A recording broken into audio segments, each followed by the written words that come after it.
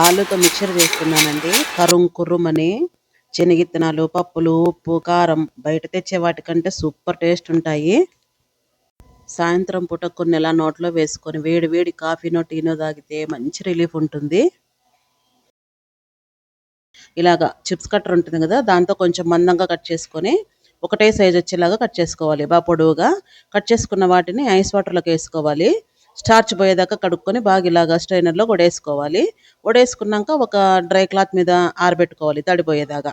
ఇక్కడ వచ్చేసి ఒక 4-5 వెల్లుల్లి రెబ్బలు చితక్కొట్టి పక్కన పెట్టుకుంటున్నాను. వేడి అయినాక నూనె దీంట్లోకి వేసుకోవాలి కొన్ని కొన్నిగా. ఇలాగ అటు ఇటు తిప్పుకుంటూ ఎర్రగా వేయించుకోవాలి. ఈ చితకొట్టుకున్న వెల్లుల్లిపాయలు కూడా ఇందులోకే వేసుకోవాలన్నమాట. ఆలు వేసింటాం కదా దాంట్లోకే. అలాగే శనగిత్తనాలు, పచ్చికరేపాకు ఇవన్నీ వేయించుకొని అన్నీ కలిపి ఒక బౌల్లో వేసుకొని ఉప్పు తగినంత కారము, అలాగే పుట్నాలు కూడా వేస్తున్నానండి, పప్పులు తగినంత ఉప్పు కారం వేసుకొని ఉంటే చాట్ మసాలా లేదంటే మ్యాగీ మసాలా పౌడర్, ఇవేవి లేకున్నా ఉప్పు కారం ఉన్నా కూడా చాలు కరెక్ట్గా వేసుకుంటే గిన. అంతేనండి, మీకు నచ్చింది అనుకుంటున్నాను.